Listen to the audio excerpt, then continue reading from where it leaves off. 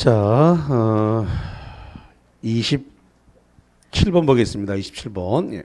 제3자를 위한 계약에 관한 설명으로서 옳은 것은 1번에 채무자와 인수인의 계약으로 체결되는 병전적 채무인수는 제3자를 위한 계약으로 볼 수 있다 그랬는데 이거 자, 이렇게 봅니다. 갑과 을이 부동산에 대해서 3억의 매매 계약을 했다라고 가정을 해보죠. 자, 그래서 지금 요 3억을 지금 갑이 지명하는 제3자 이 병에게 지급할 걸 요구했습니다. 요구했으니까 갑은 요약자가 되겠고 이걸 갖다가 승낙을 했으니까 낙약자가 됐습니다. 자, 이렇게 됐을 때, 이 갑이 이 병한테 통지를 했다는 겁니다.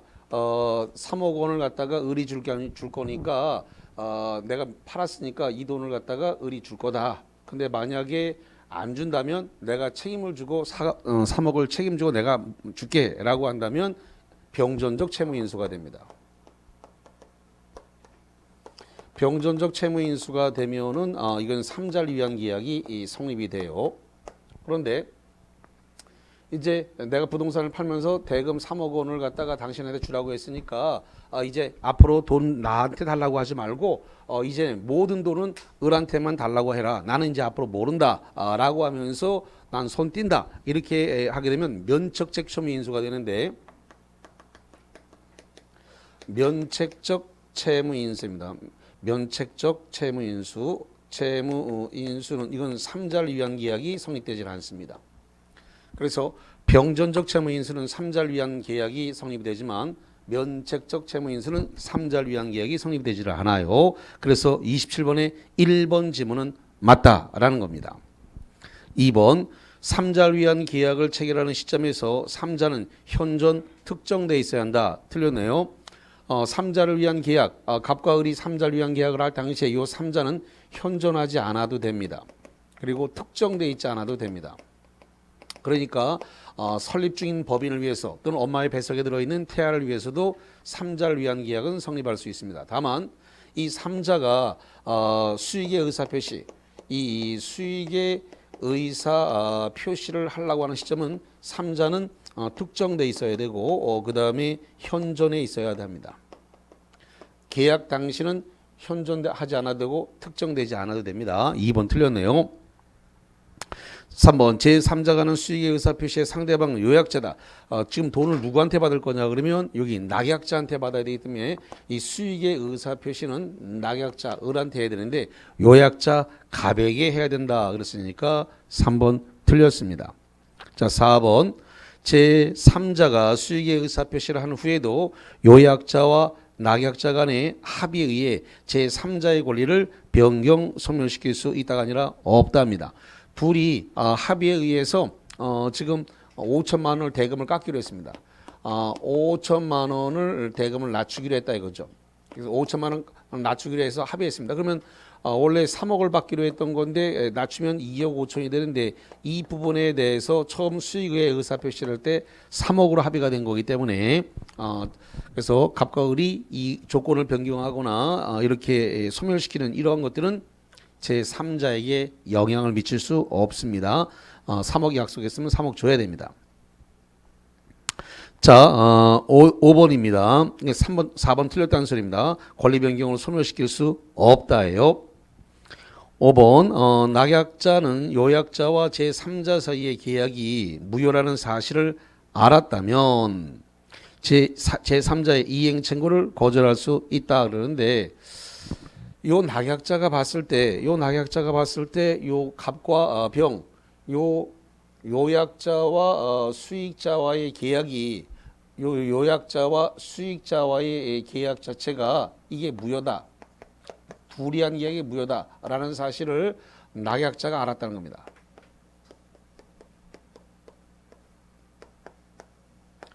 낙약자가 알았어요. 그래서 여기에 대한 항변으로 낙약자는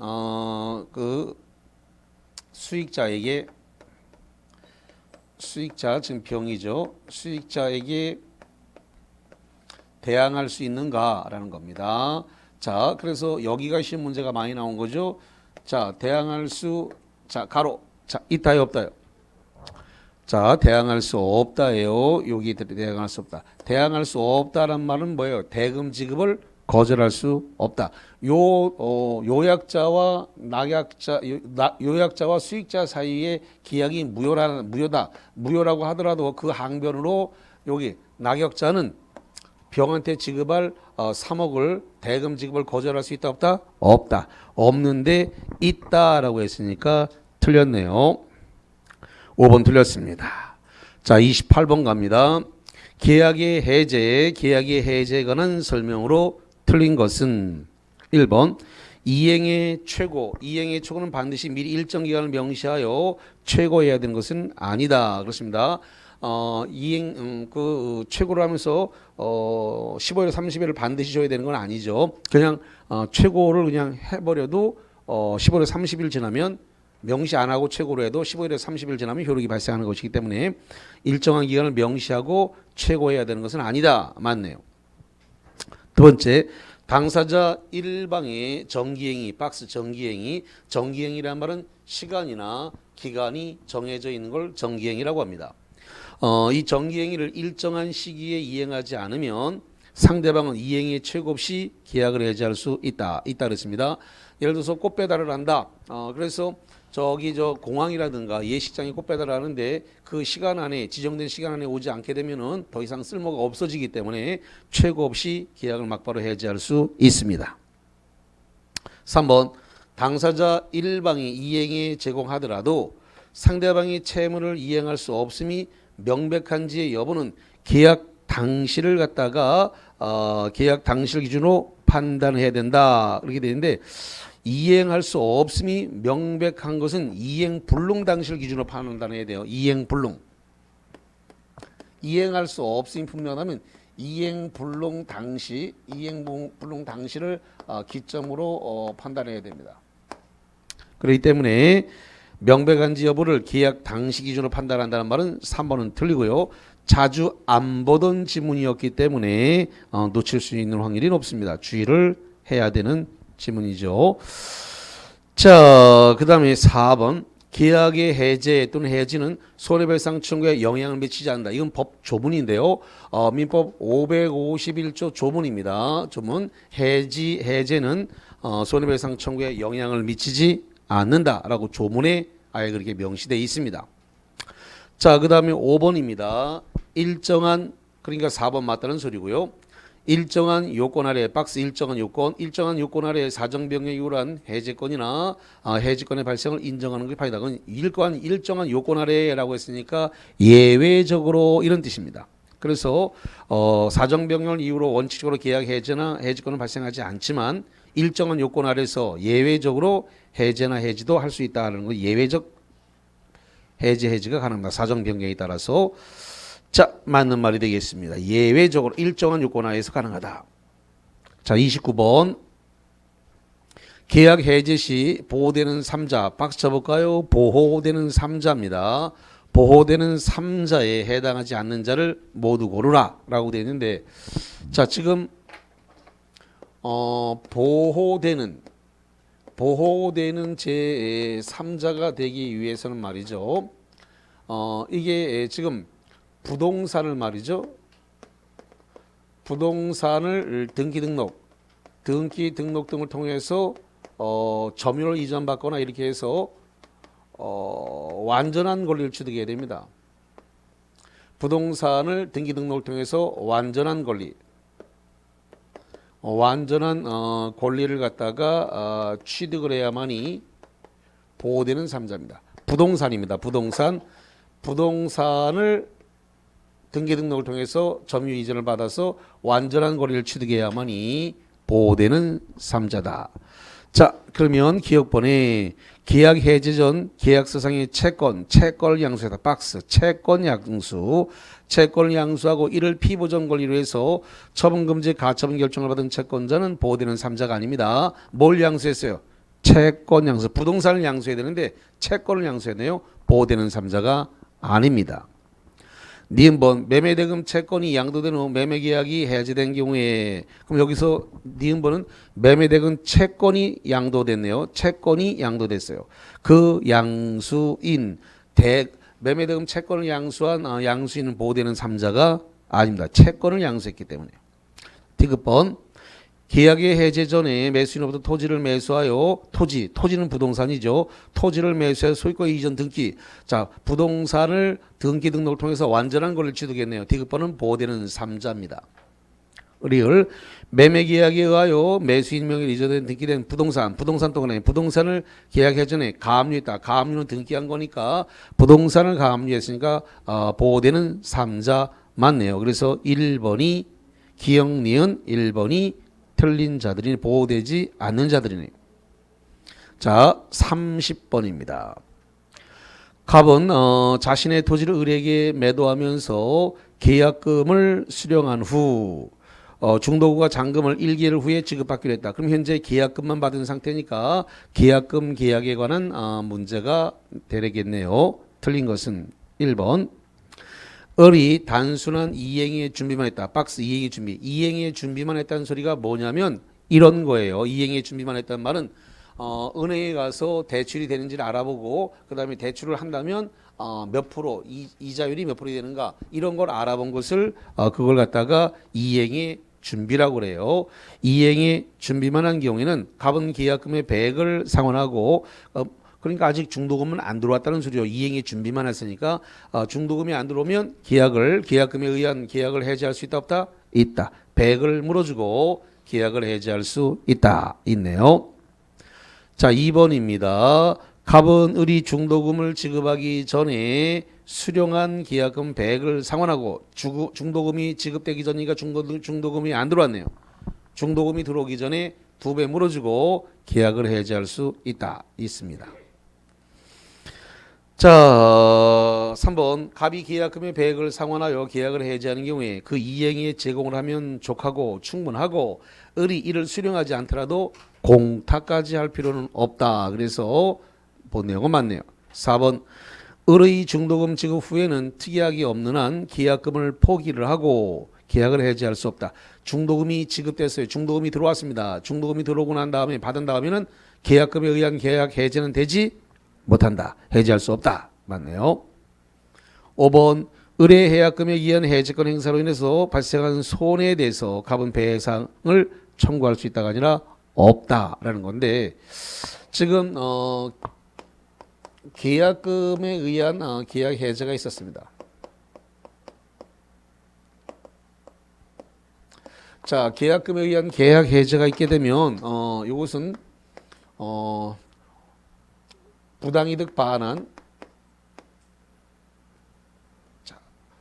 원상 회복 의무도 없고 그렇다고 해서 손해배상 청구권, 손해배상 청구권이 발생하는 것도 아닙니다. 계약금에 의한 계약 해제를 해서 상대방이 손해를 받았다 하더라도 원상회복 의무나 손해배상 청구는 발생하지 않습니다. 자, 계약금에 의한 계약 해제란 말은 중도금을 받은 상태예요, 안 받은 상태예요? 안 받았죠. 중도금을 안 받았어요. 중도금을 안 받았으니까 이행에 착수했어요, 안 했어요? 안 했죠. 이행을 착수 안 했으니까 원상회복할 게 없어요. 그리고 2배를 물어주거나 계약금을 포기한 것 자체가 손해배상이기 때문에 별도로 또다시 할 거는 없는 것이 되는 겁니다. 자, 31번입니다. 31번. 매매 효력에 관한 설명으로서 옳은 것은 1번. 매매계약이 성립함과 동시에 목적으로부터 생긴 과실인 매수인에게 속하므로 과실 수익권은 언제 넘어간다 그랬습니까? 매매대금 완납시, 대금 완납시에 넘어가는 겁니다. 그러면 계약한 때로부터 우리가 잔금 이행시까지 발생한 계약을 한 때로부터 잔금 지급 시까지에 발생한 과실 수익권은 누가 수취하는 거예요? 매도인. 잔금이 넘어와야만 과실 수익권이 넘어가니까 잔금은 등기 이전할 때 넘어가니까 그러니까 목적물로 인도할 때 과실 수취한 거 준다 넘겨준다 안 넘겨주나? 안 넘겨주죠. 인도할 필요가 없는데 이전해야 된다. 틀렸네요. 과실수취권은 대금 완납 시에 넘어가는 거기 때문에 지금 매매계약 성립은 계약금만 들어온 상태이기 때문에 아직은 과실수취권이 넘어가질 않아요. 잔금 지급해야 넘어가니까. 그러니까 목적물 인도할 때 대금을 받는 거니까 과실수취권을 넘겨줄 필요가 없습니다. 이전할 필요가 없다. 이따가 틀렸으니까 틀렸고요. 2번 당사자 일방에 대한 의무이행 기한이 있는 때에는 상대방의 의무위반에 대해서 동일한 기한이 있는 것으로 추정된다. 맞네요. 계약 시로부터 해서 잔금 이행 때까지 매수인은 이자를 낼 필요가 없고 그 다음에 저쪽 매도인은 계약 시로부터 잔금 지급 시까지 과실수권이 매도인한테 있으니까 동일한 기한이 양쪽에 다 있습니다. 추정된다. 맞네요. 2번이 맞습니다. 3번 이행기에 약정이 있는 경우라면 특별한 사정이 없는 한 이행기 전에 이행을 착수할 수 없다. 이거 굉장히 잘 틀리는 건데 이게 조심해야 되네요. 자, 예를 들어 가지고 9월 1일 날 매매 계약이 있었다라고 가정을 해볼게요. 9월 1일 날 계약이 있었고 9월 15일 날 중도금을 주기로 했고 그 다음에 10월 1일 날 잔금을 치기로 이렇게 계약했다라고 가정을 해보겠습니다. 근데 매수인이 불안해요. 매수인이 불안하니까 중도금은 9월 15일이라고 되어 있는데 9월 5일경에 확 중도금을 넣어버렸습니다. 자, 중도금 지급 날짜 전에 중도금을 지급한 것은 중도금으로서 효력이 있다 없다? 이거 굉장히 조심하셔야 돼요. 효력이 있는 겁니다. 유효입니다. 중도금 날짜가 지정됐음에도 불구하고 미리 중도금을 집어넣는 것은 유효입니다. 그럼 중도금이 들어왔으니까 매도인은 계약 해지할 수 있어요 없어요? 못하죠. 중도금이 들어와 버렸으니까. 근데 매도인이 하는 소리가 15일 날 주기로 했는데 왜 미리 넣었어? 이거 중도금 아니야. 이렇게 하면서 2배 무너지고 계약을 해지할 수 있다 없다? 없다가 돼버려요. 그러니까 중요한 내용은 이겁니다. 계약을 하면서 특이하게다가 9월 15일 이전에 중도금을 미리 넣어서는 안 된다라는 특약이 없는 한 미리 넣어도 된다 안 된다? 된다. 미리 넣어도 대금으로서의 효력은 있는 거예요. 판례가 그래요. 판례가. 그래서 거기 31번 3번 이행기에 약정이 있더라도 특별한 사정이 없는 이행기 전에 이행에 착수할 수 없다가 아니라 있다. 미리 돈 넣어도 되는 거예요. 중도금을. 예. 자, 4번 매매 목적물에 대해서 권리를 주장하는 자가 있다. 잠깐만. 뭔가 부동산을 팔고 샀는데 어떤 사람이 나타나서 왜 내 부동산을 당신들이 마음대로 팔고 지랄이야 이러면서 자기가 소유자라는 사람이 나타났어요. 그럼 매수인 입장에서는 내가 잔금 쳐도 될까? 고민할까 안 할까? 하지요. 고민하지. 팔고 사고 매매 계약을 했는데 이게 진짜 자기가 진짜 주인이라고 하면서 주장하는 자가 있으면 내가 이거 대금 채도 되는 거야 이거? 고민할 수밖에 없어요. 그래서 4번 매매 목적물에 대해서 권리를 주장하는 자가 있다면 매수인은 매수한 권리를 이를 위험이 있는 한도에서 대금 지급을 거절할 수 없다가 아니라 있다. 5번 공평의 원리가 적용되는 거니까 5번 매매 목적물에 처분 금지 가처분 등기가 되어 있으면 매도인의 소유권 이전 의무가 이행 불능이라고 할 수 있다가 아니라 없다. 처분 금지 가처분 등기가 되어 있다 하더라도 이것을 잔금 지급 시에 말소시켜서 넘겨주면 되기 때문에 이행불능이라 볼 수 없습니다. 다만 잔금 지급 시에 처분금지 가처분 등기를 말소 못 시키면 이행불능이 그때부터 발생하는 겁니다. 그러니까 처분금지 가처분 등기가 돼 있다 하더라도 이행불능이라 보지 않습니다. 잔금 지급기까지는 이행불능이 아니에요. 잔금 지급기에 등기, 소유권 이전 등기를 넘겨줄 때 이거 말소에서 넘겨주면 아무 문제가 없는 거예요. 근데 잔금 지급 시에 등기 넘겨주면서 처분금지 가처분 등기를 말소 못 시키면 이행불능이 되는 겁니다.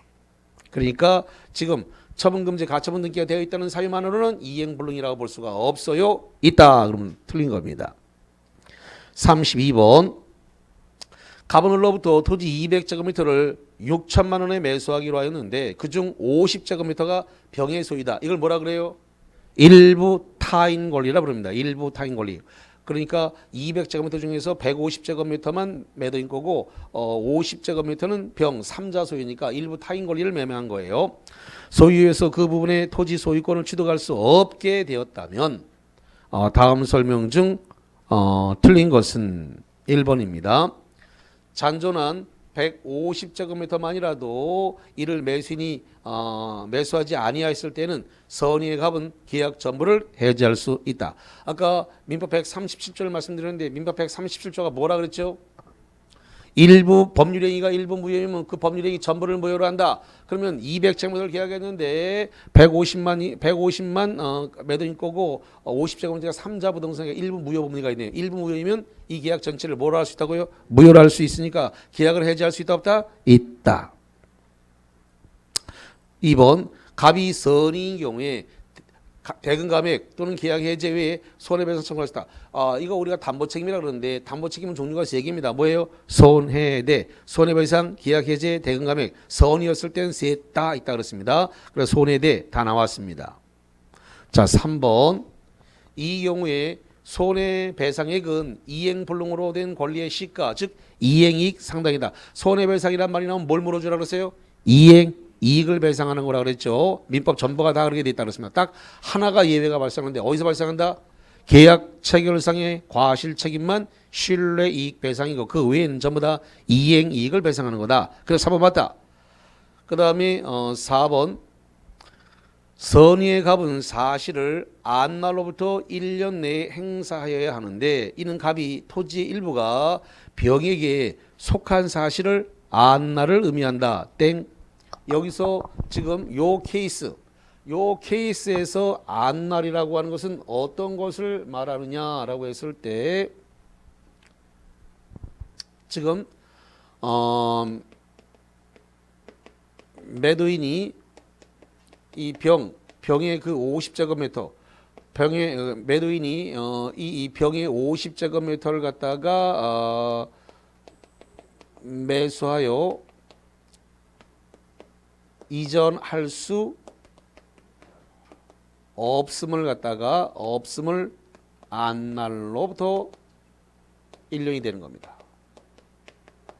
그래서 여기서 안날은 매도인이 50제곱미터를 병으로부터 사다가 넘겨주면 되는데 이게 사서 이전이 안 된다는 게 최종적으로 알게 된 날로부터 1년을 의미하는 거다. 그래서 거기 여기서 안날은 갑이 토지 일부가 병에게 속한 사실을 안날을 의미하는 게 아니라 병으로부터 50제곱미터를 사다가 이전할 수 없게 됐다. 최종적으로 협상이 결렬이 돼서 이전이 안 된다. 라는 것을 안날, 협상이 불발돼서 50제곱미터 못 넘겨준다. 이렇게 최종 결정이 된 날로부터 안날로부터 1년을 의미하는 겁니다. 그래서 4번 틀렸습니다. 5번 이것도 판례이기 때문에 이런 것도 되게 정리가 안 돼서 많이 속을 수가 있어요. 5번 만약 계약 당시 을이 병으로부터 그 토지를 매수하여 갑에게 전매하기로 약속했는데 잠깐만 그러면 매수인이 50제곱미터가 병의 거라는 걸 사전에 알았나요? 5번 내용을 보니까 알았네. 다시 보세요. 계약 당시 을 매수인이 병으로부터 그 토지를 매수해 가지고 을이 병으로부터 그 토지를 매수해서 갑에게 전매하기로 약속을 했다라고 되어 있습니다. 그럼 매도인이 3자 병으로부터 그 토지를 매수해서 갑에게 전매하기로 약속했으니까 매수인은 50제곱미터가 넘는 땅이라는 걸 알았죠? 합의했으니까 알았잖아요. 알았으면은 이 경우는 일부 타인 권리 중에서 악의의 일부 타인 권리가 되는 거죠. 그럼 악의의 일부 타인 권리에서 보호되는 건 뭐만 보호돼요? 대금 감액만 보호되죠. 그래서 저 손해 1대 대금 감액이잖아요. 그렇다면 갑은 오로지 대금 감액을 청구할 수 있을 뿐이다. 맞네요. 미리 알았으니까 50제곱미터가 병거라는 걸 미리 알았으니까 악의가 되고 악의가 됐을 때는 뭐만 된다고요? 대금 감액. 일부 타인 권리니까 대금 감액만 된다. 그래서 5번 좀 맞는 겁니다. 자, 33번 별표 치고 2개 치고 임대차에 대한 설명 중 옳은 것으로 묶인 것은 나왔습니다. 기억. 공동임차인의 임대인에게 차임을 분할하여 지급할 의무를 부담한다. 틀렸네요. 공동임차인은 연대해서 차임을 지급할 의무를 부담하는 겁니다. 학교 앞에 친구들 2명, 3명이 얻어서 방을 얻었습니다. 그랬을 때 예를 들어 3명이 얻었다 칩시다. 갑을병. 근데 갑이 이거 30만 원이니까 내 목 10만 원만 먼저 낼게요. 안 되죠. 30만 원이면 셋이서 10만 원, 10만 원, 10만 원 걷어가지고 임대인한테 30만 원 내야지. 자기 목 10만 원만 먼저 내겠다. 이거 안 되는 이야기죠. 그래서 거기 차임을 분할해서 지급할 의무를 부담하는 게 아니라 어떻게 한다고요? 연대하여 책임을 져요. 연대해서 지급할 의무를 부담하는 겁니다. 자, 니은번. 그러니까 기억번 틀렸다는 소리고, 니은번 오로지 임차인의 특수 목적을 사용하기 위해서 부속된 것이라도 건물 임차인에게 부속 매칭을 인정할 수 있다. 자, 여기 이 학원의 계약 기간이 임대차 기간이 끝났습니다. 그러면 학원의 원장님은 이 칠판을 임대인 보고 사가세요라고 부속 매칭을 할 수 있다 없다? 없다. 강의라고 하는 특수 목적을 위해서 설치된 거기 때문에 부속 매칭은 인정되지 않습니다. 디귿 지상 건물이 객관적으로 경제적 가치가 있는지 여부나 임대인에게 소용이 있는지 여부는 토지 임차인의 지상 매수권의 행사 요건이 아니기 때문에 무허가 미등기 건물이라도 사가라고 요구할 수 있습니다. 디귿번 맞네요. 리얼 토지 임대인과 임차인 사이의 임대차 기간 만료 지상 건물을 철거해서 토지를 인도하기로 한 약정은 유효가 아니라 무효, 강행법규 위반으로서 무효입니다. 그래서 지상물 매수권을 갖다가 막아버리는 특약은 무효입니다.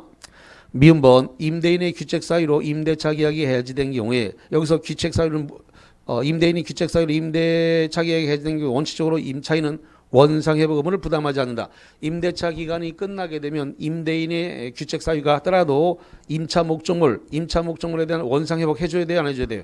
해줘야죠. 계약이 일단 해지가 되는 경우에는 원상회복 해줄 의무가 임차인에게 발생합니다. 그래서 디귿만 3번만 옳습니다.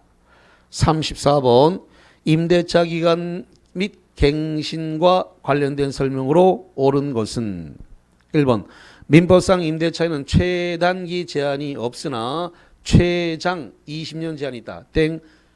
최단 제한도 없고 최장 20년 제한, 이거 헌법재판소에서 위헌 결정받았기 때문에 최장 제한도 없습니다. 두 번째, 임대차 기간은 갱신할 수 있으며 갱신 시에는 갱신한 합도 10년을 넘지 못한다. 땡. 갱신할 때도 제한이 없습니다. 10년을 넘지 못한다라고 하는 건 전세권 갱신입니다. 전세권을 갱신할 때 10년을 넘지 못한다. 임대차는 제한이 없네요. 3번 묵시적 갱신의 경우와 같이 당사자 합의에 따른 기간의 연장의 경우에도 제3자 가치 관한 담보는 소멸한다가 아니라 소멸하지 않는다. 소멸하지 않는다. 4번 토지 임대차가 묵시적으로 갱신된 경우에 임대인은 언제든지 해지 통고할 수 있으나 임대인은 그렇지 않다 하는데 여기가 민법상 임대차이기 때문에 민법상 임대차는 묵시에 갱신됐을 때 둘 다 할 수 있습니다. 임대인, 임차인 둘 다 할 수 있는데, 자, 여기가 조금 헷갈리는 내용이니까 잠깐만 봅시다.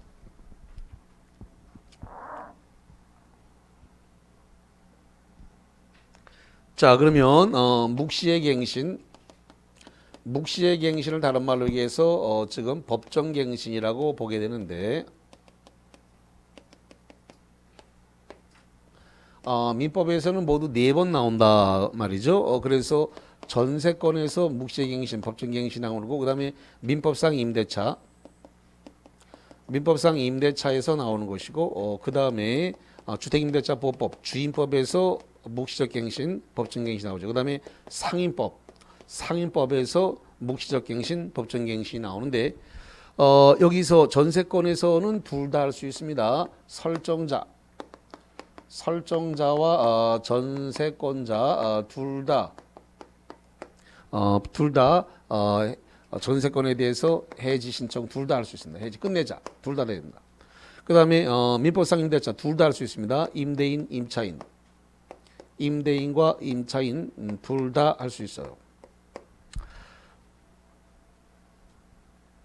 다만 임대인이 해지 통고를 했다. 임대인이 해지 통고하면 얼마가 지나야 돼요? 6월. 임차인이 해지 통고하면 얼마가 지나야 돼요? 1월. 그래서 6.15 남북공동, 그래서 동사일 때는 5일 이렇게 적용되는 거예요. 그래서 6.15 남북공동성명이 적용된다. 주임법에서는 법정갱신하고 해지 누구만 할 수 있어요? 임차인만 합니다. 임차인. 그 다음에 상임법도 법정갱신된 거 누구만 해지할 수 있어요? 임차인만 할 수 있습니다. 그럼 임차인이 주임법, 상임법에서 해지 신청을 하게 되면 얼마가 지나야 해지가 돼요? 3월이 지나야 돼요. 3월이 경과돼야만이 해지의 효력이 발생합니다. 그럼 현재 위치는 민법상 임대차이므로 임대인과 임차인 둘 다 해지를 청구할 수 있습니다. 해지. 둘 다 해지할 수 있어요. 그러므로 거기 34번에 4번 토지 임대차가 묵시적으로 갱신된 경우에 임차인은 언제든지 해지 통고할 수 있으나 임대인은 그렇지 않다. 틀렸네요. 임대인, 임차인 둘 다 해지 통고가 가능합니다. 틀렸고 5번에 토지 건물 기타 공작물에 대해서 임대차 기간이 없는 경우에 임대인이나 임차인은 모두 언제든지 계약의 해지를 통고할 수 있습니다. 언제든지 해지 통고할 수 있는 기간이 정함이 없으면 언제든지 해지 통지를 할 수 있는데 뭐가 적용돼요? 6.15가 적용돼요. 임대인이 해지 통고를 하면 6월이 지나야 되고 임차인이 해지 통고를 하면 1월이 지나야 됩니다. 5번이 답이 되어졌습니다. 자, 35번입니다.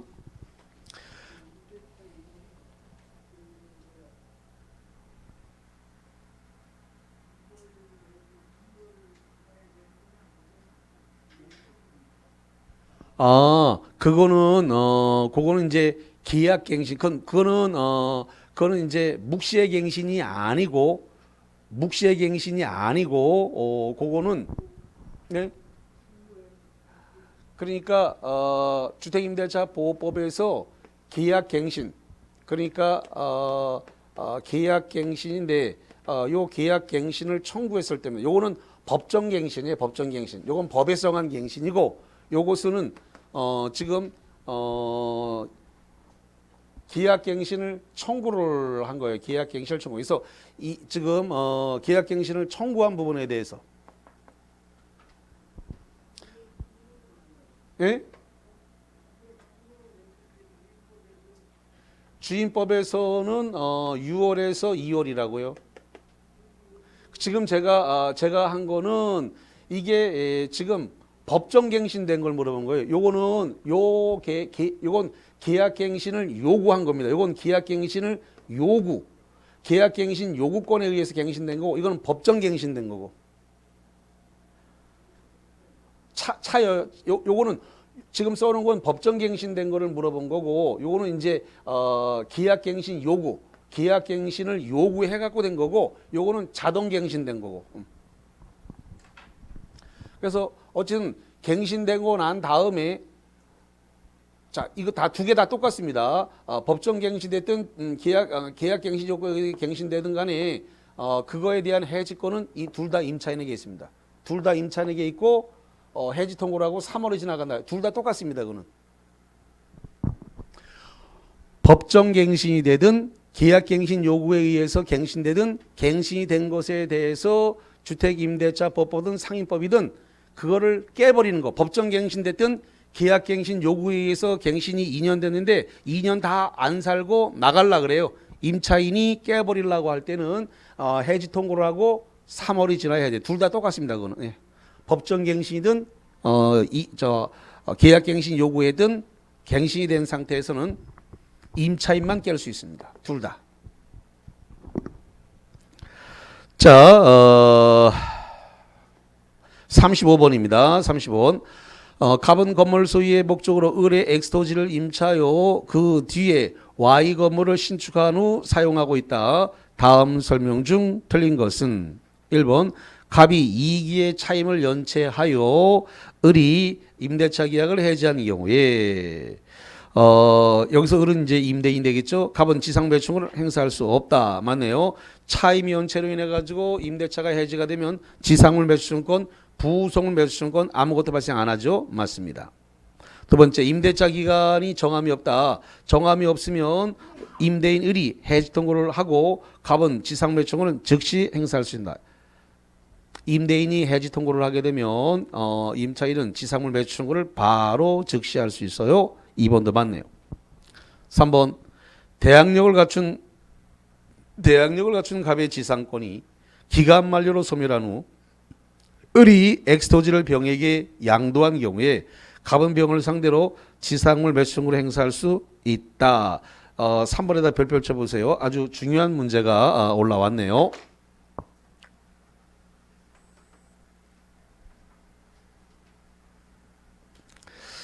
지금 기간이 만료가 됐다라고 하는 말이 나와 있습니다. 지금 예를 들어서 갑의 토지가 이렇게 있고 이 갑의 토지에 대해서 을이 이 땅에 임차권을 가지고 있습니다. 임차권을 가지고 있는데 임차권이 대항력 있는 임차권입니다.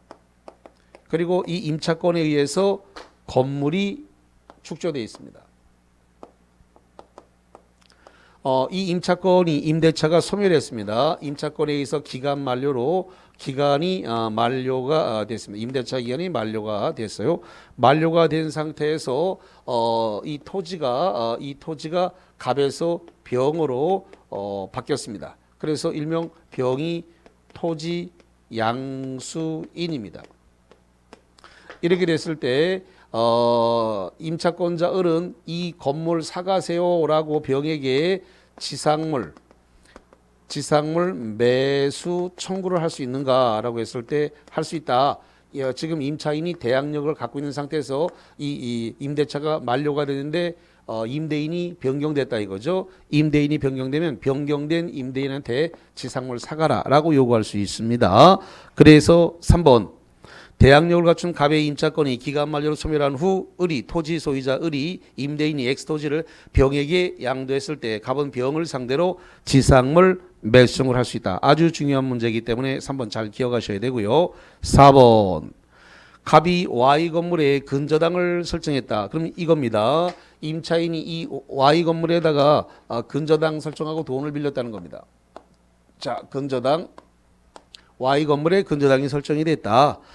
임대차 기간이 만료하면 임차인 갑은 을을 상대로 아니군요. 임차인 을은 임대인 을을 상대로 지상물 매수 청구를 행사할 수 없다. 자, 틀렸네요. 여기 봅니다. 근저당이 설정돼 있다 하더라도 이 건물을 사가라라고 할 수 있다 없다? 있다. 그러면은 이 임대인이 이 건물 가액을 주게 되면 임차인이 건물에 대한 소유권 이전 등을 넘길 때 근저당을 말소하고 넘기게 될 것입니다. 그렇기 때문에 근저당이 설정되어 있다 하더라도 지상물 매수 청구하는 데는 아무런 영향이 없습니다. 할 수 있는데 없다. 그래서 4번 틀렸습니다. 5번 갑의 건물 매수 청구가 적법한 경우에 을의 대금 지급이 있을 때까지 건물 부지의 임료 상당액을 반환해야 된다라고 되어 있는데요. 자, 그러면 자 지금 요 경우는 지금 바꿔야 되겠네요. 이게 지금 을이 토지 소유자라고 돼 있고 갑이 임차인이라고 돼 있는데 문제상으로 그러면 지금 토지 소유자가 대금을 줄 때까지 이 건물이 지금 너의 땅, 갑의 땅에 있는 거니까 임차인 을은 갑한테 지료, 차임, 월세 내야 돼, 안 내야 돼요? 내야죠. 건물에 대한 소유권을 넘겨주기 전까지 건물이 계속 남의 땅 위에 있는 거니까 건물 소유자 을은 임차권자 을은 토지 소유자에게 토지 사용료, 임료, 지료, 차임 내야 돼요. 내야 된다. 그게 공평하다 이 말이죠. 예, 그래서 대금 지급이까지 건물 부지 임료 상대액을 반환해야 한다. 맞네요. 36번입니다. 갑소유 주택을 을에게 2년간 임대하기로 하고 주택을 을에게 인도하였다. 이 경우에 관한 법률관계로서 틀린 것은 1번 을이 위 주택에 입주하고 주민등록을 하였다면 주택 양수인 갑은 을에게 주택의 인도를 청구할 수 없다. 그러네요. 주민등록을 하고 주택을 인도받았으면은 대항력이 발생을 했습니다. 그렇기 때문에 주택 양수인 병은 을에게 주택 인도 청구할 수 없네. 대항력이라는 게 뭐예요? 대항력이라는 것이 계약 기간 동안에 목적물을 인도할 수 없다. 보증금 반환 안 되면 못 나간다라고 주장할 수 있는 힘이 대항력이죠. 그러니까 양수인에게 계약 기간 동안 못 비켜준다. 주택 인도를 청구를 거절할 수 있네요. 있는데 을은 양수인 병은 을에게 주택 임대료를 청구할 수 없다. 없다 그랬으니까 맞네요. 자, 2번입니다. 위 주택이 미등기인 경우에도 병이 임대인의 지위를 승계하므로 을은 보증금 반환 의무를 갑에게 청구할 수 없다. 주택임대차 보호법은 미등기 무허 건물에도 적용하는 거죠. 미등기 무허가 건물에 대한 주택에도 주택임대차 보호법은 그대로 적용이 되고, 지금 주택이 양도양수가 됐다라고 한다면, 자, 지금 병한테 넘어갔다, 주택이 병한테 넘어갔다 그러면 계약 기간이 끝났을 때 임차인은 현재 양수인은 갑한테 보증금 반환을 청구할 수가 있습니다. 자, 양수인 병한테 보증금 반환을 청구하라. 그러니까 갑은 전 임대인이니까 전 임대인에게는 보증금 반환 청구할 수가 없다. 자, 그 다음에 3번입니다. 임대차가 끝난 후 임차주택이 병에게 양도된 경우에 병은 을의 의사와 관계없이, 박수 쳐볼까요? 을의 의사와 관계없이, 당연히 갑의 지위를 승계하므로 갑의 보증금 반환 채무는 소멸한다. 틀렸네요.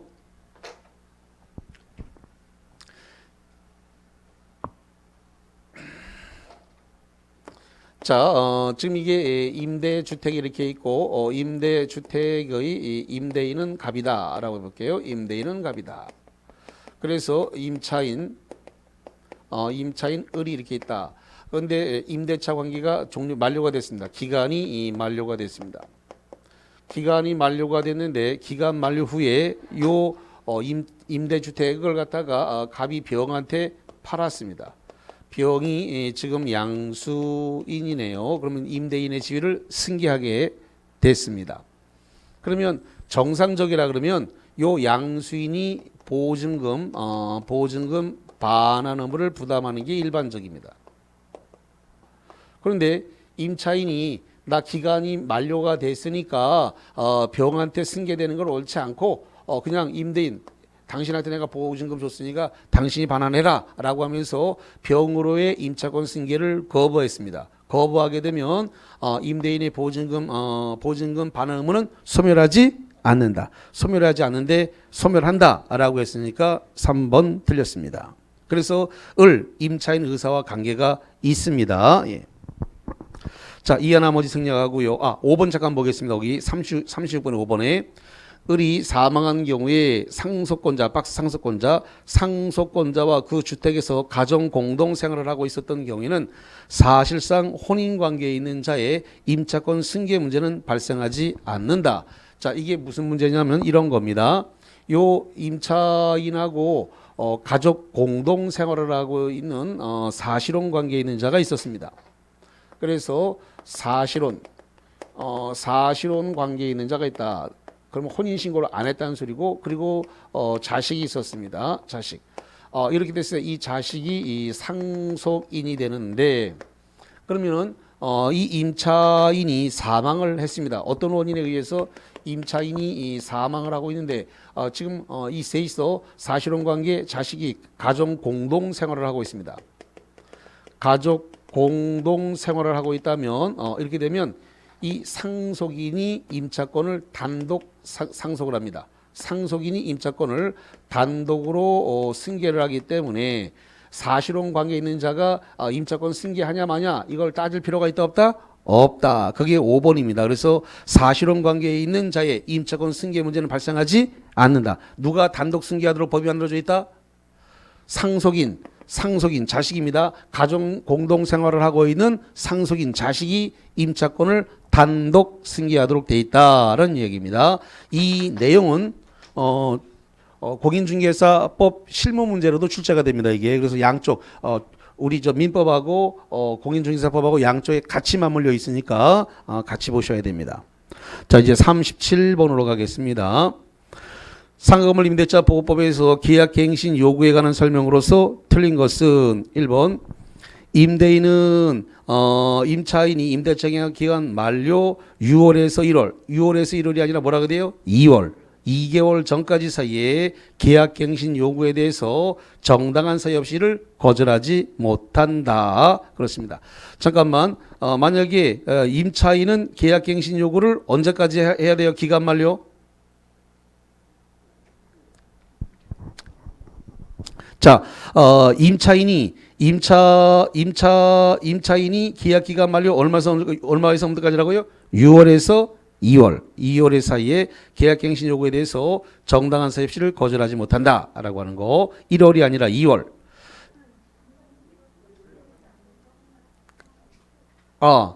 여기는 상임법이죠? 예, 상임법이니까 이건 6개월에서 1월. 6개월에서 1월. 사이에 계약갱신 요구에 대해서 정당한 사유가 있으면 이를 거절하지 못한다. 그러니까 요거는 상임법이니까 맞네. 그렇죠? 주임법이면 틀리죠? 네, 주임법이면 틀리는데 여기에 상임법이니까 6개월에서 1월 이거 맞네요. 37번은 주임법이 아니라 무슨 법인가요? 상임법이네요. 그러니까 6개월에서 1월 이건 맞네요. 예. 자, 그 다음에 두 번째, 임차인이 3기에 달하는 차임을 연체한 사실이 있는 경우에 임대인은 계약갱신 요구를 거절할 수 있네요. 자, 4번, 임대인이 목적물의 전부 또는 대부분을 철거하거나 재건축을 하기 위한 경우에는 계약갱신 요구를 거절할 수 있습니다. 4번, 갱신되는 임대차는 전 임대차와 동일한 조건으로 다시 계약된 것을 본다. 따라서 차임과 보증금을 증감할 수 없다가 아니라 5% 증가할 수 있습니다. 몇 프로요? 5%. 100분의 5를 증감할 수 있습니다. 그래서 4번이 틀렸네요. 이하 생략. 38번, 집합 건물의 소유 및 관리에 관한 법률에 관한 설명으로서 틀린 것은 1번 전유 부분은 구분 소유권의 목적인 건물 부분을 말한다. 그래서 101호, 102호, 103호 이런 것이죠. 두 번째, 구조상 공용 부분은 등기를 요하지 않으나 규약상 공용 부분은 표제부의 공용 부분이라는 취지를 등기해야 된다. 맞습니다. 법정 공용 부분, 구조상 공용 부분은 등기 안 하지만 규약상 공용 부분은 등기를 해야 됩니다. 3번, 구분 소유 건물의 공용 부분에 관한 물건의 득실 변경은 등기를 필요로 하지 않는다. 그래서 틀렸네요. 그래서 필요로 한다. 그랬으니까 틀렸습니다. 득실 변경은 등기를 필요로 하지 않는다. 않는데 등기하라고 했기 때문에 3번 질문 틀렸습니다. 4번, 일부의 구분 소유자만이 공용하도록 제공되는 것이 명백한 공용 부분은 그들만의 구분 소유자의 공유에 속한다. 맞습니다. 이하 생략. 39번, 가등기 담보 등에 있어서 채권자의 담보권 실행에 관한 설명으로 옳은 것은 1번, 채권자가 담보권을 실행하기 위하여 담보부동산의 소유권을 취득하기 위해서 채권의 변제기 전에 청산금 평가액을 채무자 증에게 통지한다. 이 통지는 언제 해야 돼요? 변제기 경과 후에 변제가 되지 않았을 때 청산금 평가액을 통지하는 겁니다. 전에 하면 안 되죠. 왜? 변제할 수도 있는데 왜 통지를 합니까? 그래서 변제기 전에 변제가 일어날 수도 있는데 그걸 갖다가 미리 청산금을 평가하면 안 되는 거죠. 그래서 변제기 경과 후에 청산금 평가액을 통지해야 됩니다. 1번 틀렸고 2번, 청산금은 담보권 실행 통지 당시 목적 부동산의 가액에서 피담보 채권을 뺀 금액으로 선순위 담보권이 있으면 그 채권액을 포함시킨다. 맞네요. 후순위 건은 포함 안 시키고 선순위 건만 포함시키니까 2번이 맞습니다. 3번, 통지는 반드시 서면으로 해야 되고 청산금이 없다고 인정되면 그 뜻을 통지할 필요가 없다 그랬는데 청산금이 없으면 없다는 뜻도 통지를 해야 됩니다. 통지를 해야 되는데 통지할 필요가 없다. 그래서 3번 틀렸습니다. 4번, 통지한 청산금액이 객관적으로 정확하게 계산된 액수와 맞지 않으면 채권자는 정확하게 계산된 금액을 다시 통지해야 된다. 한 번 통지된 금액은 다툴 수 있다 없다? 없다. 그래서 낙장불입 다시 정정이 안 돼요. 한 번 계산하면 끝입니다. 5번, 청산금이 없으면 청산기간을 거치지 않고 청산기간은 얼마죠? 2월. 청산기간 2월을 거쳐서 본등기를 해야 됩니다. 왜냐? 청산기간 안에 채무자가 또 돈을 빌려다 갚을 수도 있어요. 그렇기 때문에 2개월의 기간은 보장을 해야 됩니다. 청산기간을 거치지 않고 본등기를 하면 그것은 무효입니다. 무효. 40번, 갑은 을소유의 토지를 매입하면서 병의 명의를 빌리기로 합의하고 을에게 직접 병 앞으로 등기를 이전하여 줄 것을 부탁하겠다. 자, 무슨 형인가요? 3자간 명의신탁이네요. 이 경우 법률관계에 관한 설명으로서 옳은 것은 나왔습니다. 지금 이제 그 수탁자가 가서 수탁자가 계약을 하고 등기를 받았다 이런 말이 안 나왔죠. 그러니까 계약 명의 신탁이 아니고 지금 명의만 빌려준 거니까 지금 3자가 명의 신탁이 됐습니다. 그래서 문제상으로 보니까 갑과 을이 부동산에 대한 매매 계약을 했다. 이렇게 나왔고요. 그리고 병에게 부탁을 해가지고 명의 신탁을 했다 이렇게 됐습니다. 그러면 갑과 을의 명의 신탁은 사법상 효력이 무효가 되는 것이고 수탁자의 명의로 등기를 달라 이렇게 부탁을 해서 이 지금 매도인으로부터 등기 이전을 넘어받았습니다. 소유권 이전 등기를 지금 수탁자 앞으로 옮겼습니다. 자, 이런 상태에서 현재의 소유자는 누구입니까? 을입니다. 현재의 소유자 을.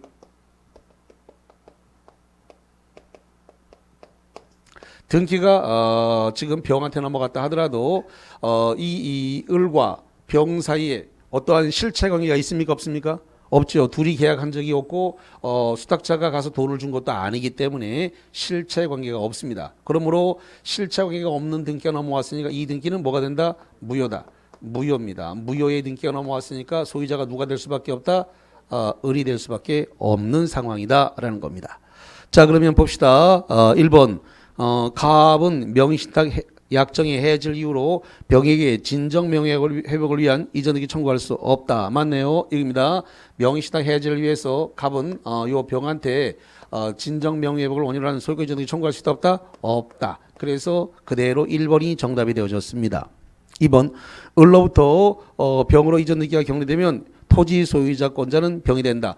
을에서 병으로 등기가 넘었다 하더라도 이 등기는 무효니까 누가 소유자다? 을이다. 그래서 2번 틀렸고 3번 을은 병 명의의 등기 말소 청구할 수 없다 그랬는데 현재 소유자가 을이니까 병으로 넘어간 등기는 무효의 등기니까 을은 이 무효의 등기에 대해서 말소 청구할 수 있다 없다? 있다. 말소 청구를 할 수가 있습니다. 4번 을이 명의신탁 사실을 알지 못한 경우에 갑과 을의 매매계약은 무효다. 여기 보세요. 여기 갑과 을의 매매계약은 뭐가 된다고요? 유효. 이건 정당한 거래이기 때문에 유효입니다. 자, 5번에 을의 갑에 대한 소유권 이전 등기 의무는 소멸했다 그랬는데 이 계약, 갑과 을의 계약이 정당한 계약이기 때문에 그러면 이 매수인은 요 매도인에게 등기청구권을 행사할 수 있는 권한이 몇 년 살아 있어요? 10년 살아 있죠. 등기청구권이 10년 살아 있으니까 을은 등기 이전 의무가 소멸됐다라고 할 수는 없습니다. 소멸되지 않았습니다. 10년 살아있기 때문에 소멸된 것은 아니다라고 하는 거. 막상 들어보니까 다 알겠고 뭐 별것도 아니다라는 걸 알 수 있는데 뭐 이렇게 어렵다고 자꾸 그러는지 별로 어렵지 않았었는데 자, 그래서 여기까지 봤고요. 남아있는 기간 이론 정리 꾸준히 하시면서 지금 이제 남아있는 기간 동안에는 이 기본서를 보든 요약집을 보든 노트를 보든 계속 이걸 봐야 됩니다. 이거 안 보면은 다른 게 다 흔들려 버려요, 이론이. 그래서 문제를 지금까지 많이 풀었기 때문에 이론 정리하는 게 대단히 중요합니다. 남아있는 기간 잘 정리해서 올해 소기의 합격을 이루시기를 바라겠습니다. 오늘 종강합니다. 수고하셨습니다.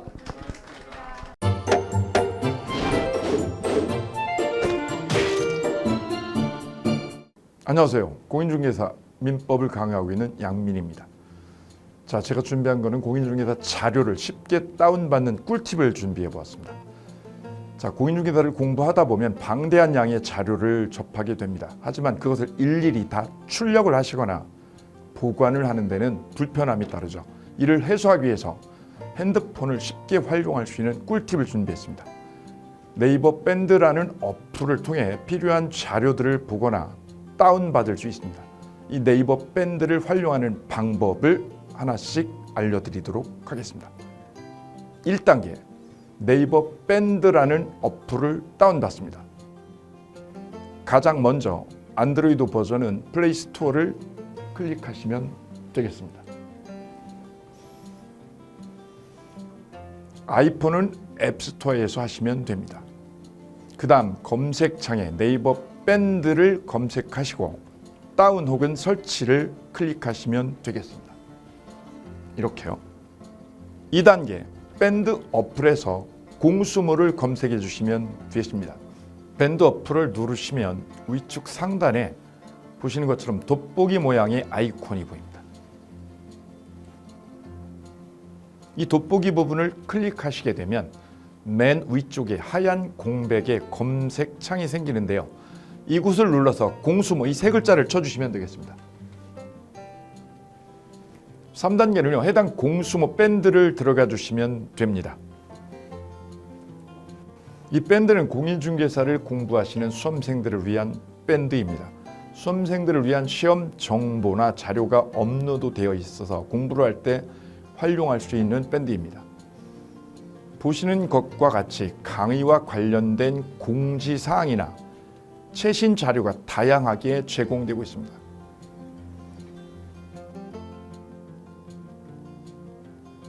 4단계 또 다른 꿀팁 모바일 일일학습법에 대해서 소개드릴까 합니다. 이제 핸드폰으로 짬 시간을 활용하셔서 공부하는 학습법을 알려드리도록 하겠습니다. 자료 페이지에서 뒤로 가기를 누르시면 처음 보셨던 페이지가 뜹니다. 여기서 내려가 보세요. 모바일 일일학습이란 코너가 보입니다. 이 부분을 누르게 되면요. 매일 한 개씩 핵심 부분이라고 할 수 있는 문제가 업로드되어 있고요. 더 아래로 쭉 내려가시면 정답과 해설 부분을 볼 수가 있습니다. 맨 아랫부분을 보시면 이렇게 댓글 쓰기도 남길 수 있으시죠. 스마일 부분을 눌러 좋아요로 표시할 수도 있습니다. 짬을 내어 스스로 학습한 뒤 모르는 부분을 질문할 수도 있고 하루 동안 공부했던 것을 정리하시거나 공부한 소감을 적어 놓으실 수도 있습니다.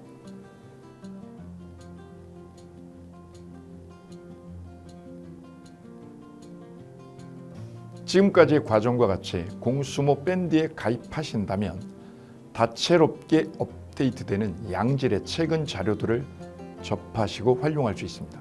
꼭 가입하셔서 좋은 자료 많이 활용하시기 바랍니다.